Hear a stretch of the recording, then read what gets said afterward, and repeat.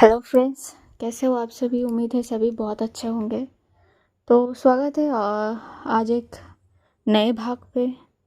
आज का भाग है 132। शुरू करेंगे कहानी से सीधा। उम्मीद है कहाँ तक हुई थी याद है आप लोगों को। तो चलिए अब थोड़ा आगे बढ़ते हैं। आ, वो लोग तो निकल गए थे कशिश को लेके घर की तरफ, मतलब मन्नत, पीहू, आराध्या ये सारे निकल गए थे घर की तरफ। और जो हमारी निधि थी वो वापस पार्टी हॉल में वापस आई थी। हाँ, उससे पहले उसने सारा को ठिकाने ज़रूर लगा दी थी। अब वो कहाँ, वो बाद में पता चलेगी। रात बहुत हो चुके थे। पार्टी में बहुत से मेहमान जा चुके थे और कुछ मेहमान बचे हुए भी थे, और उनमें निधि के ससुराल वाले मीन्स जो हमारे सिया के पेरेंट्स थे, मम्मी पापा, उनके साथ आराध्या की फैमिली भी शामिल थी। ये लोग अभी तक थे, मतलब जाने के लिए तैयार थे, जाएंगे, घर जाएंगे। तो उसी हिसाब से सभी बातें कर रहे थे, निधि के मम्मी पापा से बातें कर रहे थे। लेकिन सिया जो थी वो बहुत टाइम से निधि को ढूंढ रही। वो जो गई थी सिया के लिए कुछ खाने को लाने, तब से गई है निधि, अब तक नहीं आई है। सिया बस इधर उधर देख रही है, वो कॉल भी कर चुकी है। अब पता है कि यहाँ का माहौल है, थोड़ा बिजी हो सकती है, पता नहीं कहाँ होगी। ज़्यादा परेशान वो नहीं होती, लेकिन अब तो रात हो रही है, उसके घर वाले भी जाएंगे। तो अब थोड़ा उसे कहाँ रह गई, कहाँ ये सोचने लगी थी कि तभी वो देखती है सामने से निधि आ रही है। जैसे निधि को देखी तो सिया वो एक जगह पे खड़ी थी, तो थोड़ा चल के आती है निधि के पास। आती ही उसका हाथ पकड़ती है और कहती है कि तुम यहाँ हो, कब से ढूंढ रही हूँ मैं तुमको। वो जो तब गई अब आ रही हो, खाने के लिए ले गई थी ना मेरे लिए कुछ लाने, फिर कहाँ रह गई थी तुम। निधि देखती है सिया की फेस को, मतलब वो नॉर्मल रहने की कोशिश कर रही थी, क्योंकि देखो एक तो पार्टी का माहौल है, यहाँ का घर का अलग ही माहौल है। और वो चाहती थी कि अभी किसी को बता के परेशानी में नहीं डालने, क्योंकि यहाँ पे आराध्या की फैमिली भी शामिल है। तो वो खुद को लेती है, दवा लेती है, जैसे जैसे खुद को नॉर्मल बना के फिर आई थी वो। सिया जब ऐसे सवाल करती है तो वो खुद को प्रिपेयर कर लेती है अंदर से कि क्या बोलना है। वो एक्चुअली वो एक पुराना दोस्त मिल गया था, उसके साथ बात करते करते थोड़ा देर हो गई। सॉरी वो, अरे सॉरी कोई बात नहीं है, पर इधर आओ, वो मम्मी पापा जाने वाले हैं तो उन लोगों की डिनर हो गई। हाँ, उन लोग की डिनर हो गई। अच्छा चलो। तो ये दोनों उनके सामने जाते हैं। लो, निधि आ गई। कहाँ रह गई थी बेटा, ये निधि की मॉम पूछती है। अब वो बस मॉम ही पे थी। बताओ, देख तेरे सास ससुर जाने वाले हैं तो। हाँ, माँ पापा थोड़ी रह गई थी। आप लोगों ने डिनर किए थे माँ। हाँ बेटा, हमने डिनर कर लिया है, आप लोग कब करोगे। बस थोड़ी देर बाद, अभी कुछ मेहमान बचे हुए हैं। अच्छा ठीक है, वो बात ठीक है, अब हम घर जाएंगे। पर एक बात थी, तुम्हारा रहना सुनना ज़रूरी है। जी माँ बोलिए। कल तो नहीं हो पाएगी, 2 दिन बाद पगफेरी की रस्म है। तुम और सिया रस्म के लिए हमारे घर आओगे, ठीक है। और मेरे सिया की तो कोई भाई बहन है नहीं, उसके हिसाब से आदर्श तुम दोनों के लेने आएगा। जी माँ, ज़रूर। हाँ, तो नियम को पता है ना तुम्हें। हाँ माँ पता है वो। हाँ, तुम्हारे दोस्त ने तो माना ही था, तो तुम भी वही नियम है। बस तुम चली जाना उसके साथ सुबह तक, फिर वापस उसे 2 दिन बाद तुम आके लेके जाना शाम को। जी माँ।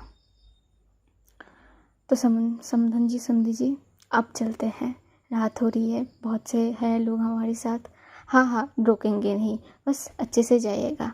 यहाँ का सब कुछ ठीक था ना। बहुत अच्छा था, हम बहुत खुश हुए हैं। कोई फिक्र नहीं अब कि हमारी बेटी रानी की तरह रहेगी यहाँ पे। बेशक, बिल्कुल कोई भी फिक्र की बात नहीं है। वो मेरी और एक बेटी जैसी है, निधि जैसी है मेरे लिए, वैसे ही मेरे लिए मेरी सिया है।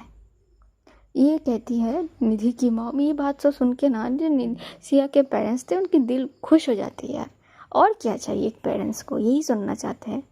आगे देखेंगे कि क्या होंगे वो। लेकिन यहाँ पे नेचर तो अच्छे हैं इन लोगों के। बात वही ख़त्म होती है। इसके बाद निधि सबके पैर छूती है, साथ सिया भी पैर छूती हैं, सबके आशीर्वाद लेते हैं। उसके बाद निधि कार तक छोड़ने आ जाती है। इतने टाइम में जो सिया थी वो नोट करती है निधि को। निधि जो थी कुछ अलग बर्ताव करी थी, मतलब नॉर्मल जैसे वो हमेशा हंसती मजाक करती रहती थी, कुछ ना कुछ करती थी सिया के साथ या फैमिली, उतना नहीं है यार। एक कहते हैं कि आप जिस इंसान से प्यार करते हो आप उसको करीब से जानते हो, क्योंकि आपने उसके साथ समय बिताई है, देखा है वो कैसी है, तो आपको अच्छे से पता होगा कि वो कैसा है, उसका नेचर नॉर्मली कैसा है। तो सिया को ना थोड़ा तो संदेह होता है कुछ विषय में, लेकिन वो अभी पूछती नहीं, क्योंकि आसपास बहुत से लोग हैं, उसके सास ससुर भी है और बहुत से मेहमान हैं। ऐसे ऐसे बीच में बुला के थोड़ी तो इमेज की बात है, ये सोचती है कि बाद में पूछ लेगी, तो बस और कुछ नहीं पूछती। निधि आती है, सबके कार में अच्छे से बिठा लेती है। किधर भी आराध्या और आराध्या के पापा मम्मी जो जो भी थे उन लोगों को भी कार पे बिठाए जाते हैं। जाने से पहले जो आराध्या की माँ थी वो पूछी थी बेटा आराध्या कहाँ है, तो वो ज़्यादा कुछ नहीं बताती, बोलती कि है वो लोग ठीक है, डोंट वरी आंटी, आप चिंता मुक्त होकर घर जाइए। ठीक है बेटा, उसे बता देना थोड़ा, हाँ हाँ ठीक है। तो उसके बाद आराध्या की माँ मिलना चाहती थी, लेकिन वो समझती है बेटी की शादी हो गई है, हर वक्त नहीं हो सकती है। निधि बताना तो बता सकती थी, लेकिन खामोखा यहाँ पे परेशानी की माहौल बन जाएगी, तो वो नहीं बताती, बस रहने देती है। इधर जो कार थी वो निकल जाती है, सब फिर से वापस अंदर आ जाते हैं। अंदर आके ये लोग बैठते हैं, कुछ बातें करने लगते हैं। थोड़ी देर बाद इनका भी डिनर का टाइम हो जाता है। निधि कई बार फ़ोन को चेक कर चुकी थी, ये बात भी सिया नोट करती कि निधि हर कुछ देर में फ़ोन चेक कर रही है, पर वो कुछ समझ नहीं पा रही कि हुआ क्या है निधि को। तो वो उसके हाथ को पकड़ती हुई उसको तरफ ऐसे इशारा करती है। निधि बताती कि डोंट वरी, कुछ नहीं है। निधि संभाल लेती है जैसे तैसे करके। इसके बाद इन दोनों को ले आ जाता है डिनर के लिए। डिनर पे बैठते, जैसे ही डिनर पे बैठते हैं ना कि तभी वहाँ पे जो सिया है वो आराध्या के बारे में पूछती है। एक मिनट, आराध्या कहाँ है? और मैम, निधि तुम कह रही थी कि मैम की तबीयत ठीक नहीं है, कहाँ है वो दोनों? निधि थोड़ा खुद को, मतलब थोड़ी सी तो वो समझ जाती है, पर ओके कोई बात नहीं, संभाल लेती है बंदी, इतना तो समझदार थी निधि। वो घर चले गए हैं, क्योंकि वहाँ पे सभी थे, सभी इस बात को सुन चुके थे कि सिया ने पूछी है कशिश आराध्या के बारे में। घर चले गए हैं, ये निधि की मॉम पूछती है। हाँ मॉम, कशिश की तबीयत कुछ ठीक नहीं लग रही थी, तो भाभी के साथ वो घर चली गई हैं, भाभी लेके गई है उसे। अच्छा, फिर मन्नत कहाँ है और पीहू कहाँ है? वो लोग भी चले गए। Anything serious? ये उसके पापा पूछते हैं। नहीं पापा, कुछ ज़्यादा सीरियस नहीं। मन्नत दी का कल तो पता है ड्यूटी, और पीहू का भी, तो वो लोग डिनर करके चले गए हैं थोड़ी देर पहले ही। मिलना चाहते थे आपसे, पर आप लोग बिजी थे शायद कहीं पे, मुझे बता के गए हैं। अच्छा ठीक है फिर, चलो डिनर करो फिर। तो निधि और जो सिया थे ये डिनर करने लगते हैं। कुछ हो रही थी, लेकिन निधि जो थी वो थोड़ी बहुत तो परेशान थी कशिश के लिए, क्योंकि अभी तक कोई फ़ोन कॉल उसने करी नहीं थी या मन्नत से कुछ बातें आई नहीं थी, तो थोड़ी बहुत परेशानी में बंदी थी।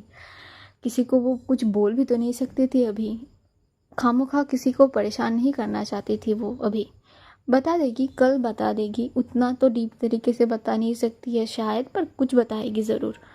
पर हाँ, सिया को तो बतानी ही पड़ेगी, क्योंकि सिया जिस नज़र से उसे घूर रही है, पक्का उसे पता है कि सिया को डाउट तो हो चुकी है उस पर।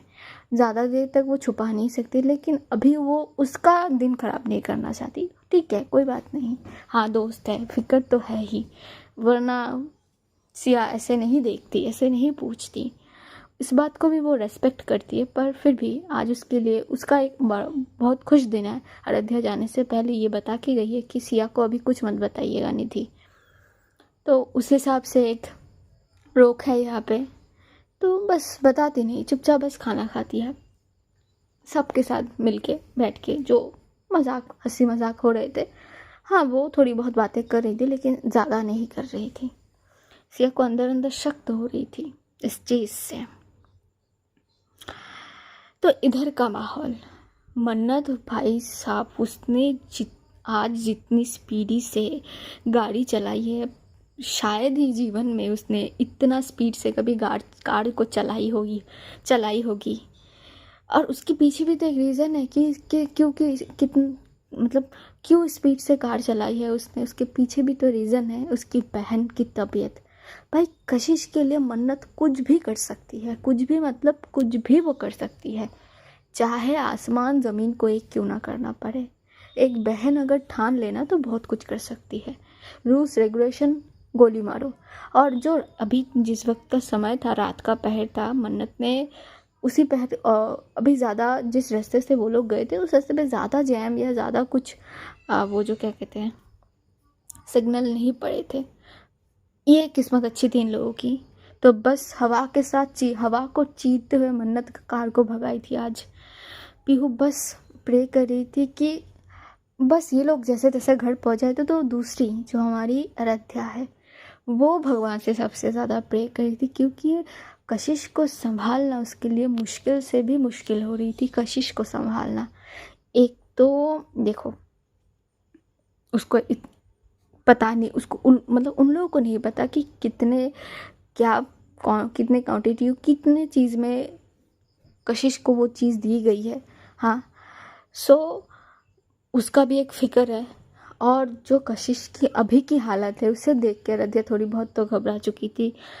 और देखो ऐसी चीज़ों में क्या होती है, सामने वाला जिसको पॉइजन दी जाती है, इफ़ेक्ट तो हो चुकी थी, पूरी इफ़ेक्ट में जा चुकी थी कशिश। और उसकी जो हरकतें हैं भाई, वो रोक भी नहीं तो सकती थी ना आराध्या भी। फिर भी तो कशिश खुद से लड़ रही थी, क्योंकि आराध्या ने बहुत समझाई थी। कार पे बैठे भी ऐसे ऐसे मौके आए थे कि जब कशिश थोड़ी बहुत कंट्रोललेस हो चुकी थी। वो आराध्या की, एक तो आराध्या उसको हक करके बैठी हुई थी। आराध्या की जो एक स्मेल है वो मदहोश करने वाली स्मेल उसको खींच रही थी। आराध्या की आज की जो खूबसूरती है वो ज़्यादा निखर के आ रही थी। कभी कभी कशिश पलक मतलब आंखें नहीं हटाई थी कार पे बैठने से बाद से है आराध्या से। वो कशिश आराध्या को ही देखे जा रही थी और दोनों इतने करीब थे ना। कशिश कैसे खुद को रोके, उस क्षण कोई कैसे काबू कर सकता है इस फीलिंग्स को जब आप पॉइजन में हो, कैसे कोई रोक सकता है ना। तो वो बार बार आराध्या के करीब जाने की कोशिश कर रही थी, लेकिन फिर भी आराध्या रोक देती है। कशिश जो थी वो आराध्या के चेस्ट पे से लेटी, उसका सर ऐसे टिका के वो बैठी हुई थी। तो कई बार ऐसे हालत हो चुकी है कि कशिश वो नेक्स्ट साइड पे किस करते करते करते रुक गई थी, रोक ली थी उसने खुद को, क्योंकि आराध्या ने कही थी कशिश जी प्लीज़ थोड़ी देर और, हम घर पहुंच गए हैं, ठीक है। तो ऐसे करके आराध्या बोल रही थी कशिश को। उधर पीहू भी बस प्रे कर रही थी लोग जैसे तैसे घर पहुंच जाए। और जब कार घर के वहाँ पे पहुंची, मतलब मेहता मैंशन में एंट्री हुई कार की, ओह सबकी सांस में मानो सांस आई, जान में जान आई। लेकिन सबसे ज़्यादा उतावली कशिश ही थी। अब सिचुएशन भी तो ऐसा था ना यार, कार बस रुकने का देर था। कशिश ज़्यादा वेट नहीं करती, वो तुरंत कार की दरवाज़ा खोल देती है और आराध्या की कलाई को कस के पकड़ती है। भाई कार से उतरती हुई ज़्यादा समय नहीं लेती है, वो सीधा खींचती हुई आराध्या को दरवाजे की तरफ चली जाती है। तो इधर जो मन्नत थी, पीहू थे, ये लोग देख के हैरान। अब हैरान होके भी क्या फ़ायदा। उधर मन्नत भी क्या करती है, ड्राइवर को चाबी, उतरती है ड्राइवर को चाबी दे के बोलते पार्क कर दो कार। और पीहू मन्नत दौड़ते हैं कशिश के पीछे। कशिश जाके दूसरे दिन क्या होता है, मतलब किसी और दिन होता तो क्या होता, जो कशिश थी वो बेल बजाती थी, कॉलिंग बेल, क्योंकि इतनी रात हो गए, घर वाले सो चुके हैं। जो पुराने जो मेड थे, मेड आंटी, वो जगी रहती थी हमेशा कशिश के आने के लिए। तो आज भी वही था, वो जगी हुई थी। सीधा कशिश आज बेल में ही, बेल जो है, जो कॉलिंग बेल कहते हैं जिसको, वो नहीं बजाती। वो क्या करती है, दरवाजे पे मारती है ज़ोर ज़ोर से। ओ भाई, मन्नत उधर से आवाज़ पाती है, वो दौड़ के आती है और उसकी तो शांत, तू खड़ी रहे, मैं देखती हूँ। मन्नत कॉलिंग बेल बजाती है 2-3 बार, तभी दरवाज़ा खुल जाती है तो मेड आंटी वहाँ पे खड़े होके, क्योंकि इतनी ज़ोर से आवाज़ करी थी ना कशिश ने, मेड आंटी से वो सोफे पे बैठ के इंतज़ार करते रहते, वो थोड़ी आँख लगी तो वो ऐसे जल्दी से उठी है, डर के मारे उठी है। उठ के ही दरवाज़ा खोल के सामने कशिश और आराध्या थे। कशिश किसकी नहीं देखती, इधर ना उधर कहीं नहीं देखती, वो सीधा खींचती आराध्या को अंदर चली जाती है सीढ़ियों की तरफ। तो मन्नत और पीहू एक दूसरे के शक्ल देखते हैं, मेड आंटी इन दोनों को देखते हैं तो कभी उन दोनों को देखते हैं। तो मन्नत और पीहू जो थे ये लोग अंदर आते हैं, इस बार अंदर आके मेड आंटी की तरफ देखते हैं। मन्नत कहती है कि आप सो जाइए, दरवाज़ा बंद कर दीजिए, और कुछ की ज़रूरत नहीं। और हाँ, एक वो गेस्ट रूम वाला कमरा साफ़ सुथरा है ना? हाँ है बीवी, हाँ है मन्नत, मन्नत बेटा, वो ऐसे पुकारती है, मन्नत बेटा बोलती है। ठीक है। तो उसके बाद ये लोग सभी फिर से कशिश और आराध्या की तरफ देखे। कशिश सीढ़ियों से लेती हुई जा रही थी आराध्या को, आराध्या सर झुकाए बस चल रही थी कशिश के पीछे पीछे। जब तक उधर कशिश जाके अपनी दरवाज़ा बंद ना कर देती तब तक वो नीचे तीनों देख रहे थे। तभी मेड आंटी भी चली जाती है वहाँ से। इधर मन्नत और पीहू नीचे बस अकेले थे दोनों। कशिश निकल चुकी थी वहाँ से। दोनों एक दूसरे की तरफ देखते हैं। अब ऑकवर्ड सिचुएशन तो था, क्या बोलेंगे एक दूसरे को भी, हाँ प्यार का इजहार हो चुके तो क्या, लेकिन अब कुछ तो बोलना पड़ेगा ना, ऐसे कब तक चुपचाप कर रहेंगे, रात हो रही है। तभी मन्नत ही कहती है कि आप पीहू एक काम करो, आज रात यही रुक जाओ तुम आज, पर मेरी बात सुन लो, देखो बहुत रात हो गई है, अब इतनी रात गए ड्राइव करना भी सेफ नहीं है। अगर मैं अकेली होती तो बात अलग थी, लेकिन तुम्हें लेके मैं रिस्क लेना नहीं चाहती थी। तो एक काम करो, घर वालों को कॉल कर दो कि तुम यहीं पे मेरे घर पे रुक रही हो। मुझे नहीं लगती कि अंकल आंटी कुछ बोलेंगे। डोंट वरी, अगर इमरजेंसी हुई तो मैं खुद लेके जाऊंगी तुमको। सुबह जल्दी जल्दी चली जाना। आप ठीक है, पता है ना कमरा कौन सा है? पता है। कुछ चीज़ की ज़रूरत हो तो मेरी आंटी है, अगर उन्हें ना बोल पाओ तो मुझे कह सकती हो। अब तो झिझक की कोई बात नहीं है। जी ठीक है फिर, गुड नाइट। Good night. जाते वक्त पानी लेके जाना, घर पे शायद रूम पे पानी नहीं होगी। फिर मुस्कुरा देती है तो मन्नत भी वहाँ पे मुस्कुराती है। जाओ। तो फिर वहाँ से चली जाती है। हाँ, पानी वो ज़रूर लेके जाती है पहले। जैसे पीहू चली जाती है तो मन्नत भी उसको देख के एक बार कशिश के कमरे की तरफ देखती है, फिर सर को झुकाती हुई वो चली जाती है अपने कमरे की तरफ। मन्नत का कमरा जो था वो नीचे था, ऊपर बस कशिश रहती थी। हाँ, ऊपर और सारे भी कमरे थे, लेकिन मन्नत प्रेफर करती थी नीचे की कमरे पे रहना, क्योंकि जो थी मन्नत के कमरे के बगल पे ही नानी माँ की कमरा था। अब नानी माँ उम्र हो रही है, उनकी किसी चीज़ की ज़रूरत हुई, मन्नत कभी कभी रात को उठ के उनको देख के जाया करती है हमेशा से। ये मन्नत की आदत है, कहीं कुछ ज़रूरत पड़े तो। और कशिश तो रहती नहीं थी, तो ये इसमें भी एक आसानी होती, ऊपर से आएगी फिर चेक करेगी, इससे अच्छा वो यही रह जाती है। मन्नत का कमरा भी काफ़ी खूबसूरत है, काफ़ी खूबसूरत है। उसके कमरे में क्या है, एक चीज़, बहुत से किताब है, बहुत कम। जो मन्नत थी किताबों का उसे बहुत शौक था बचपन से ही। डॉक्टर की किताब के साथ साथ और भी कई लेखकों के उसके पास किताब रखे हुए हैं। उसका कमरा भी हाँ सिंपल था, लेकिन बहुत खूबसूरत था। कशिश का क्या था, कशिश का बस एक क्या होता था, हाँ उसके कमरे में किताबें, लेकिन ज़्यादा नहीं। उसके कमरे में किताब से ज़्यादा फाइल्स रखी रहती थी, कंपनीज की फाइल्स, लैपटॉप्स, कंप्यूटर, डेस्कटॉप से सजा हुआ रहता था हमेशा। अब बिजनेस वुमन बनी है, बचपन से बिजनेस की पढ़ाई करी थी उसने। हाँ रहती थी एक ये चीज़ें उसकी शौक की चीज़ में एक थी। और एक था गिटार जो जो गिटार है वो बजाया करती थी कभी कभी। वो एक था कशिश के कमरे में, और मन्नत का एक शौक था, वो बाद में पता चलेगी। ये लोग चले गए थे अपने अपने कमरे में। तो अब आते हैं ऊपर वाले कमरे की तरफ। उस कमरे का क्या हाल है, और उस कमरे के रहने वाले दो इंसानों का, दो शख्स जो थे, उनका क्या हाल है।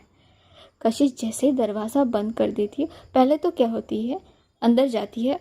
अंदर जाते ही तुरंत अयोध्या को अंदर खींच लेती है। अंदर खींच के अयोध्या की हाथ कलाई को छोड़ती हुई दरवाजे को धड़ाम से बंद कर देती है, लॉक कर देती है अंदर से।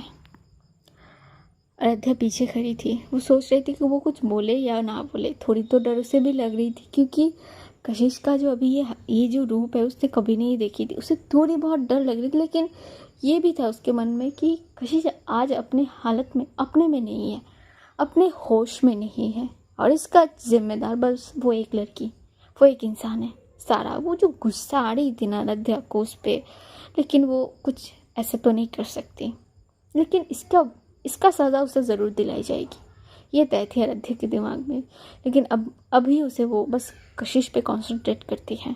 वो पुकारती है, कशिश जी, बस एक पुकार। भाई वो जो टर्न लेती है ना कशिश, अयोध्या देख के वो खुद शॉक्ड हो जाती, क्योंकि अयोध्या कशिश की कमरे की जो बस ड्रीम कुछ लाइट ऑन थी, कुछ हमेशा से उसका कमरा एक सजाए हुए रहते थे, हमेशा से।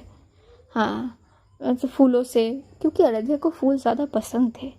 कुछ लाइट्स जले रहते थे, कैंडल्स जले रहते थे कभी कभी। तो ये अयोध्या को पसंद थी ऐसे सजावट। उसके वो इतना बड़ा कमरा था, सालीशान से कमरे के, ये सजावट अच्छी लगती थी। तो आज भी वैसा कुछ था बना हुआ, पता नहीं कैसे, पर था।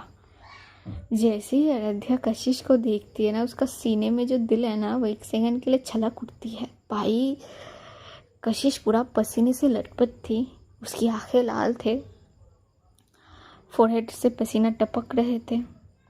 सामने के दो तीन बटन ओपन थे। वाइट शर्ट में थी बस कशिश एक, क्योंकि ब्लेज़र तो पहले ही, हाँ, ब्लेज़र वो आने से पहले अयोध्या ने उठा ली थी, लेकिन उसका क्या, वो कार में छूट गई है। लेकिन अभी का जो माहौल था, बस कशिश ज़्यादा सोचने का समय नहीं देती। वो जाती है जल्दी से अयोध्या के पास, उसको कमर से खींचती है, अपनी तरफ पुल करती है। और भाई वो जो किस उसे करती है ना, हद से ज़्यादा डीप थी वो किस। थोड़ा सा भी समय नहीं देती अयोध्या को सोचने के लिए कि कुछ सोचेगी अयोध्या, फिर कुछ होगी। नहीं, कुछ भी नहीं थी। बस कशिश अयोध्या को चाह रही थी अभी अपने पास, बस वही थी। वो जो फाइल तरीके से कशिश किस करती है अयोध्या को आज, अयोध्या की सांसें मानो अटक अटक के वो ले रही थी। प्रॉपर सांस क्या होती है, एक सोच के दिमाग में, हाँ ऐसा कुछ होने वाला है, तो दिमाग एक आपको सिग्नल भेजता है। वो सिग्नल तक नहीं पहुंच पाती अयोध्या के दिमाग से। ऐसे चंद पल में सारी चीज़ें हो गई थी। और कशिश ने भाई साहब जो कस के उसकी कमर को, जो वेस्ट को पकड़ी थी ना, जो प्रेस करी थी ना, बहुत बहुत ज़्यादा दर्दनाक थी वो प्रेस। एंड बहुत ज़्यादा क्या बोलते हैं, सिलेक्टिव तरीके से वो प्रेस हो रही थी। अयोध्या कभी कभी तो मुंह से आवाज़ भी आ रही थी उस किस के दौरान ही, और ये आवाज़ कशिश को पागल बना रही थी। फिर जल्दी से क्या करती है अयोध्या को, वो एक दीवार थी वहाँ पे पुश करती है। दोनों खड़े थे एक जगह पे, तो कशिश ही उसको पीछे पुश करने लगती है, और सीधा पीछे जाते जाते अयोध्या जो थी वो दीवार से जाके टिक जाती है।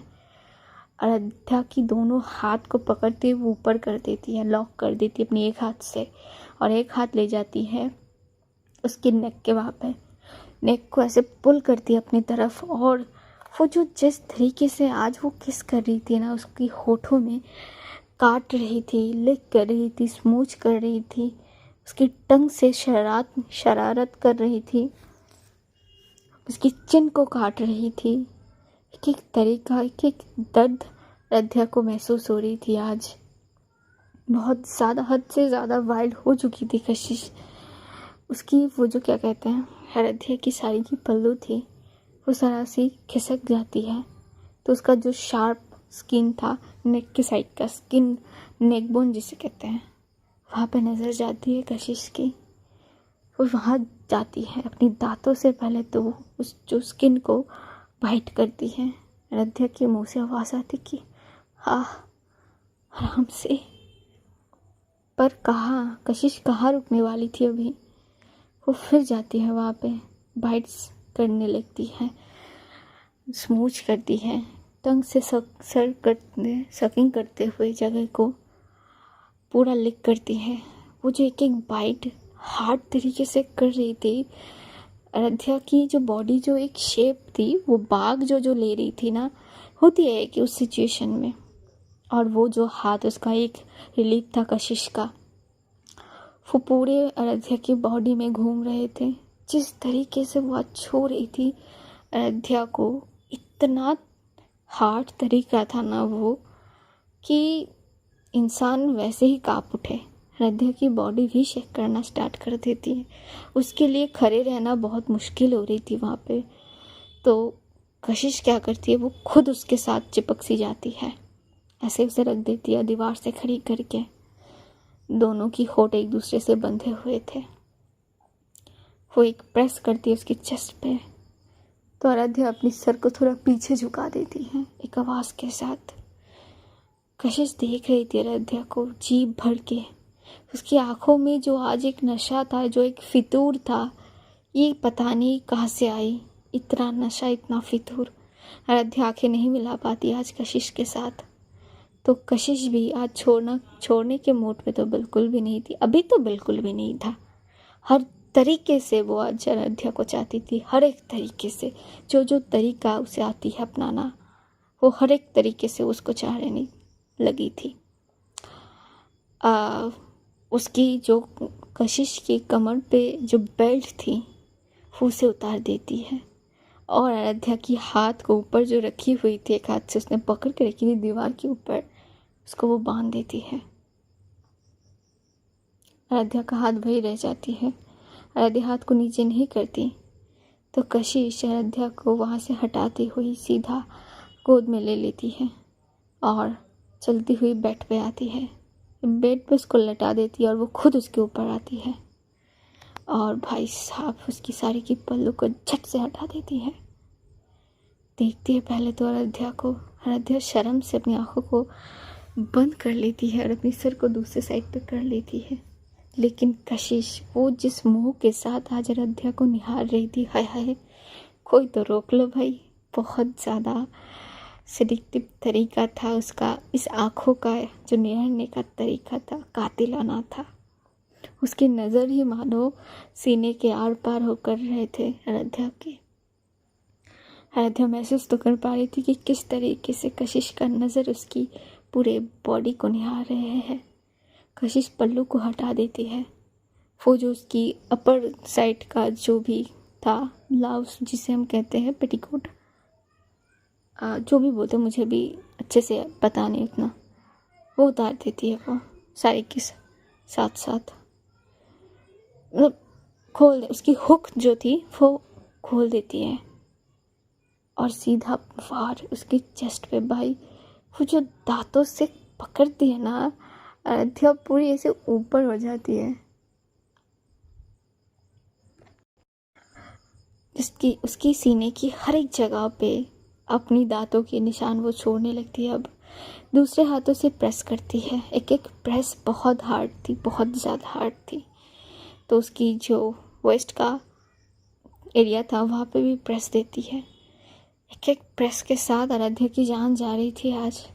उसका गला सूख चुकी थी आवाज़ करते करते। कितना करेगी यार, वो थक, मतलब गला सूख के कांटा बन जाती है, फिर भी वो बंदी कुछ और नहीं कहती। हाँ, उसे दर्द हो रही थी, इतने हार्ड तरीके से दर्द हो रही थी, लेकिन वो एक दर्द भरी आवाज़ तक नहीं निकालती, क्योंकि उसे पता है। और वैसे भी कशिश अभी अपने आपे पे नहीं है, वो सुनेगी भी नहीं और वो रोकना भी नहीं चाहती थी कशिश को। क्या थी कि कशिश के अंदर जो चल रहा है, जो तूफान, वो जो आग उठी है, खुद को शांत करना बहुत ज़रूरी है। दवाई तो नहीं पता है इन लोगों को, तो अगर इस तरीके से कशिश शांत होती है तो ठीक है, आराध्या सहेगी, सब कुछ सहेगी, बस कशिश ठीक होना चाहिए, उसके लिए इतना था।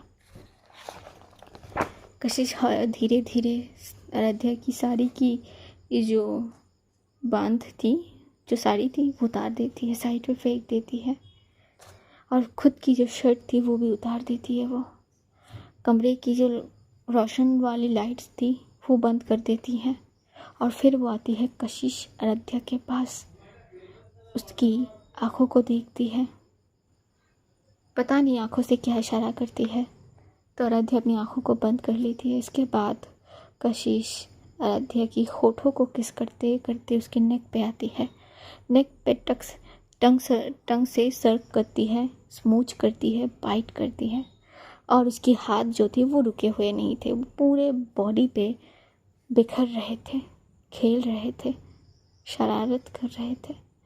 आराध्या और उसकी हाथ कशिश की बैग को दबोच रहे थे, क्योंकि उसे तकलीफ़ बहुत हो रही थी और वो कहाँ छुपाएगी इस तकलीफ़ को। बस कशिश की बैग को वो अपनी नाखूनों से दबोचते हुए, नाखून हो रहे थे वो। इधर कशिश धीरे धीरे चेस्ट, नेक से होते हुए चेस्ट पे आते हैं, चेस्ट पे आके थोड़ी शरारत, फिर आती है वो नेवल के साइड पे, वहाँ पे बाइट करती है। भाई वो जो वहाँ पे बाइट करती है ना आराध्या, थी एक ज़ोर से सिसकारी निकल आती है। कशिश देखती है, फिर वो नीचे आती है धीरे धीरे। जैसे नीचे आके वहाँ पे अपनी टंग से थोड़ी बहुत टच करती है ना, आराध्या बेडशीट को दबोचती है। इस बार अपनी एक हाथ से बेडशीट दबोचती है, तो दूसरे हाथ को अपनी मुंह पे आवाज़ आने से बंद कर देती है, ताकि आवाज़ ना आए। तकलीफ़ तो हो रही थी, सहना भी नहीं कर सकती, लेकिन सहना भी है यहाँ पे उसे। हल्की थोड़ी देर बाद फिर जो पुश कशिश करती है ना भाई, ये बहुत ख़तरनाक थी, बहुत ज़्यादा मुश्किल थी। आराध्या आंखें बंद कर लेती है, क्या करेगी वो अब। पूरी बॉडी भाई साहब दर्द कर रही थी अब तो, मतलब ऐसी कोई जगह बची नहीं थी जहाँ पे कशिश ने अपने दांतों का निशान छोड़ा नहीं था। आज बॉडी की हर एक पार्ट पे कशिश ने आज अपना नाम छोड़ा है। जिस तरीके से, जिस हद से जाके आप एक किसी को चाह सकते हो, कंट्रोल के बाहर जाके, उस हद तक जाके कशिश आज टूट पड़ी थी आराध्या के ऊपर। मानो काट खाई थी आज आराध्या को, लेकिन आराध्या एक भी दर्द भरी आवाज़ नहीं निकालती, वो बस सह लेती है अपने ऊपर सब कुछ, और कशिश को वो सब कुछ करने देती है जो वो करना चाहती है अभी। ये तो कह सकते हैं कि कशिश का आज जो वार थी वो बहुत ज़्यादा पेनफुल थी आराध्या के लिए, पर आराध्या सब सह लेती है। जैसे ही वो जो लोअर साइड पे आई थी आराध्या के, वो जब जो पुश करना शुरू करी थी कशिश ने, बहुत ज़्यादा हार्ड थी वो पुश, बहुत ज़्यादा। आराध्या वो थक चुकी थी यार, वो बोलना तो चाहती थी कि बस करो, मुझसे नहीं होगी कशिश जी, पर वो आवाज़ तक नहीं निकाल पाती क्योंकि गला पूरा सूख चुकी थी उसकी। बस सह रही थी, लेकिन कशिश यहाँ रुकने का कोई नाम नहीं ले रही थी। वो बस अपने धुन में, अपने काम में बिजी थी। तो थोड़ा सा ऊपर उठ के आती है कशिश, और फिर से आराध्या की होठों पे अपना होठ रख देती है, फिर से उसे वाइल्ड तरीके से किस करने लगती है। नीचे जो लोअर की साइड पे उसकी काम चल रही थी, तो इधर ऊपर वो उसे किस कर रही थी। भाई वो जो सिचुएशन थी आराध्या के लिए बहुत ज़्यादा मुश्किल, हार्ड मोमेंट था, ये कह सकते हैं। अगले 4 घंटे तक कशिश अपने अंदर चलती हुई उस आग को बुझाने के लिए जो करनी होती है वो करती रहती है। 4 घंटे बाद जब पूरा थक जाती है कशिश, अब थोड़ा सा भी जान नहीं बची है उसमें, तब जाके वो रुकती है, आराध्या को देखती है, फिर उसके सीने में आके अपना सर रख देती है। तब थक गई है। वैसे ही वो दोनों कुछ चेंज करने का या साफ जो क्लीन होते हैं वो नहीं होती है। कशिश वही थक जाती है। वो अपनी दम वही रखती है और आराध्या की बाहों में सिमट के आंखें बंद कर लेती है। कुछ देर तक जब कशिश की कोई हरकत आराध्या अपने में नहीं पाती, फिर वो आंखें खोलती है। देखती है तो कशिश तब तक सो चुकी थी। कोई हरकत नहीं थी। उसकी सांसों की आवाज़ से आराध्या समझ चुकी थी ये सो गई हैं। आराध्या नोट करती है कि थोड़ी बहुत ब्लीडिंग हो चुकी है उसके लोअर साइड पे। चेक करने के बाद पता चलती है उसे, लेकिन अभी वो कैसे क्या करेगी। कोई नहीं, वो कशिश को अपनी बाहों में पूरी सिमट सी लेती है। बहुत टाइटली हग करती है। अपनी आंखों को बंद कर लेती है। उसकी आंखों से 2 बूंद आंसू गिरते हैं। कशिश के सर को चूमती है। हमें पता है आज जो भी हुआ है, जो भी आपने किया है, ये आप नहीं थी। बिल्कुल नहीं आप कर सकती हैं ये उस चीज़ की असर है आपके ऊपर।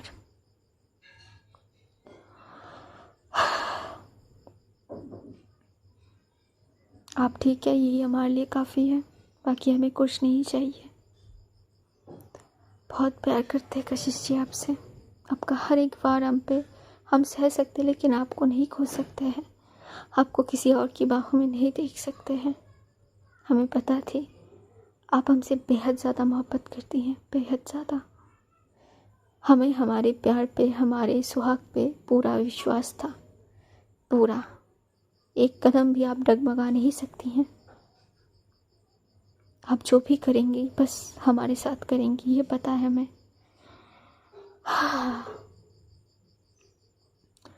आंखें खोलती आराध्या कशिश को उसकी जो साइड पे जो कुशन थी वहाँ पे लिटाती, अच्छे से ब्लैंकेट से ओढ़ देती है।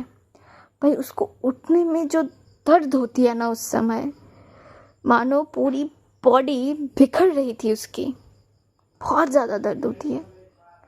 फिर भी वो उठती है, खुद को क्लीन करती है, साफ कपड़ा पहनती है, जो उसकी रात की पहनने वाली जो भी थी वो पहनती है। फिर वो आती है बेड पे। फिर वो कशिश के पास आके लेट जाती है। कशिश को देख लेती है एक नज़र। बेडशीट को तो अभी चेंज नहीं कर सकती क्योंकि कशिश सोई हुई है। सुबह ही चेंज कर सकती है वो। पूरे बेड पे बिखरे सिलवटें थी बेडशीट की, और थोड़ी थोड़ी जगह पे फुल ब्लीडिंग की थोड़ी बहुत मैं जो होते हैं वो आ चुकी थी। आराध्या हाँ सोने से पहले वो एक ज़रूर पानी पी लेती है, लेकिन उसकी बॉडी जो थी वो बहुत ज़्यादा दर्द कर रही थी अभी इस समय। नाइट गाउन उसने पहनी थी, बस ऊपर का जो ओवरकोट होती है वो उतार के रख दी थी। ब्लैंकेट को ओढ़ लेती है दोनों के ऊपर। फिर वो सो जाती है कशिश के साथ। तो कशिश भी थोड़ा खिसक के आ जाती है आराध्या के करीब। वो आती है आराध्या के पास, उसकी सीने में फिर से अपना सर रख देती है और आराध्या को हक करती हुई वो सो रही थी। आराध्या देखती है, उसकी इतनी दर्द में भी ना उसकी होठों पे वो जो मुस्कान खिलती है ना, आय हाय, ये लाख रुपए की मुस्कान थी। ये एक विश्वास के साथ मुस्कान थी कि हाँ ये मेरी है, अब तक ये मेरी ही है और हमेशा आगे रहेगी भी मेरी। बस ये गर्व होनी चाहिए आपकी पार्टनर पे और ये विश्वास होनी चाहिए, तब बहुत कुछ हो सकती है। आई नो आज के ज़माने में विश्वास चीज़ बहुत ज़्यादा क्या बोलते सेंसिटिव है, बट किसी किसी मामलों में ये विश्वास ही जीत जाती है। कई कई देखे तो हम इनके रिश्ते में विश्वास आज जीत गई थी। सच में आज जीत गई थी विश्वास। ऐसे वक्त पे भी कशिश ने खुद को रोक के रखी थी। उसे तब भी बस अपनी पत्नी, अपनी आराध्या की ख्याल थी, उसकी मोहब्बत की ख्याल थी। सच में आज आराध्या जीत गई थी यार। सच में बड़ी वाली जीत हासिल हुई थी आज उसे। इसमें तो कोई संदेह बिल्कुल भी नहीं थी, अब बिल्कुल भी नहीं। तो इन दोनों को थोड़े रहने देते, आराम करने देते। हम आते हैं हमारे दूसरे कपल पे, निधि और सिया पे। रात बहुत ज़्यादा हो चुकी थी, मेहमान सब जा चुके थे। निधि सब समेटते समेटते तो थोड़ी बहुत रात हो गई थी। वो अब कमरे में आती है। सिया बैठी हुई थी बेड के सब बीचों बीच। निधि देखती है सिया को, थोड़ी सी मुस्कुराती है, दरवाजे को लॉक करती है, ब्लेज़र को साइड में रखती है, चलती हुई बेड के पास आके खड़ी हो जाती है। तो निधि बेड के बीच में नहीं कहूँगी, साइड पे बैठी हुई थी।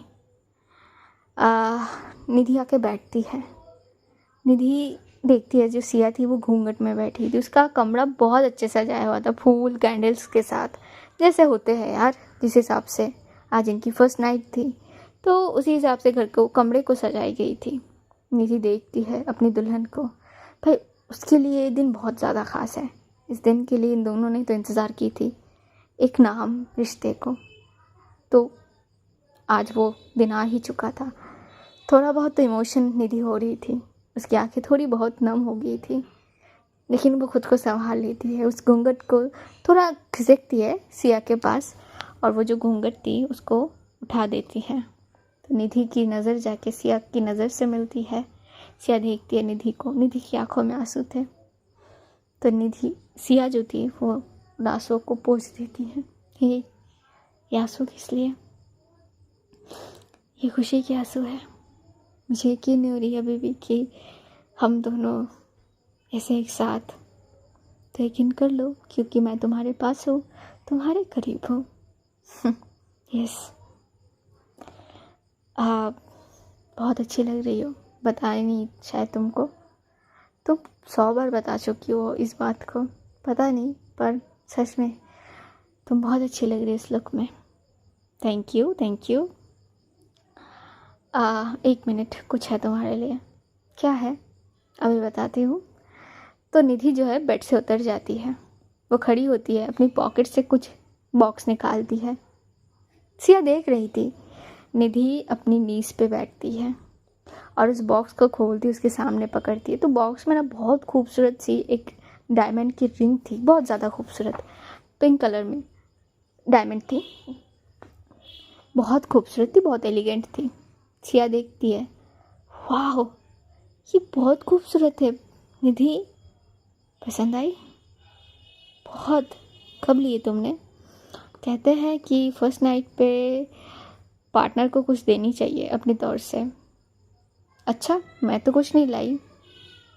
बाद में बताती हूँ। क्या? बताती हूँ। ये पसंद आई? हाँ। कब ली तुमने इसे? बहुत टाइम पहले लिया था, तुमको देना चाहती थी, प्रपोज करना चाहती थी, पर ढंग से वो भी नहीं कर पाई। सोचा जब तब नहीं हो पाई तो इसे सीधा शादी के दिन ही दूंगी तुमको, हमारी फर्स्ट नाइट पे। तो हाथ आगे करो। तो सिया खुशी से अपने हाथ को आगे कर देती है। निधि बॉक्स से अंगूठी निकाल के उसके हाथ में पहना देती है। सिया बहुत खुश थी यार, बहुत ज़्यादा खुश। वो देख रही थी रिंग को। निधि सिया के हाथ को, जिस उंगली पे अंगूठी पहनाई थी, इस हाथ को चूम लेती है। इसे हमेशा पहन के रखना। अब जाके निधि बेड पे बैठती है, सिया के चेहरे को अपनी हथेलियों पे लेती है। बहुत ज़्यादा लकी हूँ कि तुमको मैं पा सकी हूँ मेरी ज़िंदगी में। तो मैं भी तो उस हिसाब से लकी हूँ कि तुम्हारी जैसे इंसान को एक पाई है मैंने, इतना ज़िम्मेदार। जिम्मेदार, बेशक। देखा है मैंने आज तुमको, कितने अच्छे से सबका ध्यान रख रही थी, सबसे बातें कर रही थी, सब कुछ देख रही थी। और हमारी इस शादी का, इस रिसेप्शन का प्रिपरेशन तुमने खुद से की है, पता है वो भी मुझे। अभी तो शुरुआत है, आगे तो बहुत लंबा सफ़र है हमारे लिए। वो बात भी है। Nidhi, I love you so much. I love you too Siya. बस ऐसे ही मेरे साथ हमेशा रहना, हमेशा मेरे साथ देना और मुझ पर विश्वास रखना। एक बात याद रखना सिया, विश्वास की ताकत बहुत ज़्यादा होती है एक पार्टनर के लिए, एक रिश्ते में बहुत ज़्यादा अहमियत होती है इसकी। विश्वास और प्यार, ये 2 चीज़ें, और एक चीज़ सम्मान एक दूसरे का। ये तीनों चीज़ अगर आपके रिश्ते में सही होना सिया, तो उस रिश्ते को कोई नहीं तोड़ सकते। वो कुछ चीज़ से नहीं डरते वो रिश्ता। हमेशा आँख बंद करके दोनों एक दूसरे को हक कर लेते हैं। निधि सिया के माथे को चूम लेती है। ऐसे ही दोनों हक करके बैठे हुए थे थोड़ी देर, तो वैसे ही सिया पूछती है, निधि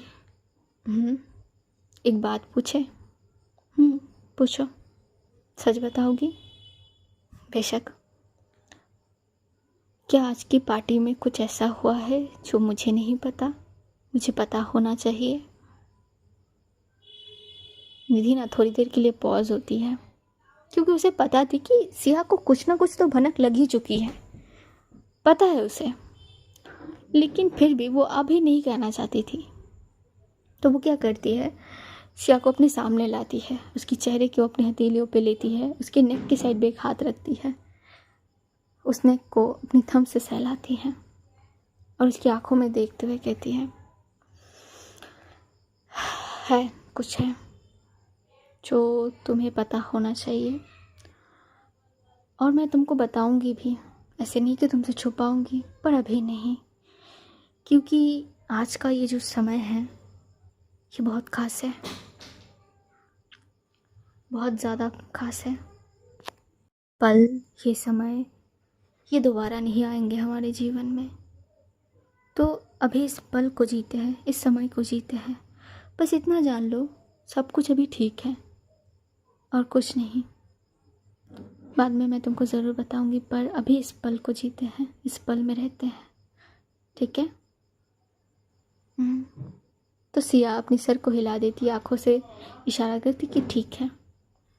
इसके बाद धीरे धीरे निधि सिया के करीब बनने लगती है, उसकी नेक को थोड़ा अपनी तरफ पुल करती है और उसकी होठों पे अपनी होठ रखती है।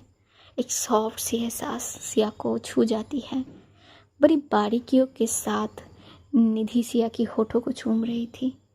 थोड़े थोड़े बाद एक किस थोड़ा डीप होती है, पैशनेट थी पर डीप होने लगती है। अब धीरे धीरे सिया को वो लेटा देती है बेड पे। उसके बाद सिया की एक ज्वेलरी, उसकी ज्वेलरी के बाद उसकी जो उसने लहंगा पहनी थी वो लहंगा वो उतार के साइड में रख देती है और निधि की शर्ट भी वो खुद उतार देती है। ब्लैंकेट को दोनों के ऊपर ओढ़ लेते हैं। और इसके बाद क्या हुआ वो पता है, फिर भी जानना नहीं चाहिए अभी हमको, क्योंकि यार पर्सनल चीज़ें उन लोगों की, फर्स्ट नाइट की चीज़ें थोड़ी जानते हैं कोई, तो इनको रहने देते हैं इनके ब्लैंकेट के अंदर। हम यही रुकते हैं। जान लीजिए जो टाइम ये लोग स्पेंड कर रहे थे वो टाइम एक शब्द में अगर बयां करूँ तो पूरे कमरे में सिया की वो जो धीमी धीमी सिसकारियों की आवाज़, वो जो गहरी गहरी सांसों की आवाज़ वो गूंज रही थी। कैंडल्स बुझ चुके थे पिघल के, तो फूल की जो बेड पे जो फूल थे सजाए हुए वो बिखर के फर्श पे गिर चुके थे।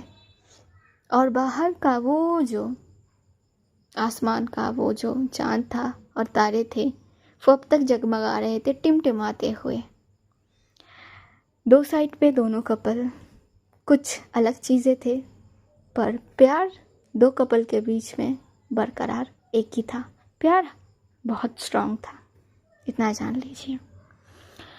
आज के लिए इतना रुकेगा। नेक्स्ट भाग में पता चलेगी सुबह उठ के कशिश क्या करेगी जब उसे पता चले कि उसको क्या किया गया था, सारा का क्या हाल होगी, और इसके बाद मन्नत बिहू की क्या सफ़र होगी। चलिए आज इतना ही रुकेगा। नेक्स्ट भाग में कल नहीं शायद परसों आ जाए। आगे मैंने आप लोगों से कही थी एक गुड न्यूज़, वो कल या परसों रिवील हो जाएगी। क्या है पता नहीं आप लोगों के लिए गुड न्यूज़ होगी कि नहीं, पर मेरे लिए बहुत एक्साइटिंग बात है ये। तो चलिए आज इतना ही। सब अच्छे रहिए, स्वस्थ रहिए, खुद का ध्यान रखिए। भाग अच्छा लगे तो लाइक कमेंट शेयर सब्सक्राइब होनी चाहिए। आई नो मैंने अच्छे से शायद एक्सप्लेन नहीं करे है आराध्या एंड कशिश का वो जो था, लेकिन देखो ये जो था ना ये तो प्यार से कुछ नहीं था ना। कशिश जो भी कर रही थी अभी वो एक नशे की हालत में कर रही थी, और इसमें बस उसने दर्द ही दिया है आराध्या को कहीं ना कहीं दिखे तो। हाँ प्यार लुटाया है फिर दर्द के साथ ही तो दिया है ना। तो तो एक्सप्लेन क्या ही करती मैं यहाँ पे, दर्द को एक्सप्लेन करूँ मैं? ये अच्छी बात तो है नहीं। जहाँ मैंने इन दोनों कपल को हमेशा प्यार में दिखाई है, वहाँ मुझे भी थोड़ी ऐसे अटकी। मैंने कुछ कुछ जगह पे मैंने लिखी थी, बट मैंने उतना डीप नहीं करी है। पता है रेगुलेशन रूल्स है यूट्यूब का कुछ, तो समझ जाओ। आगे इतना ही, आज इतना ही रुकेगा। चलिए, नमस्ते।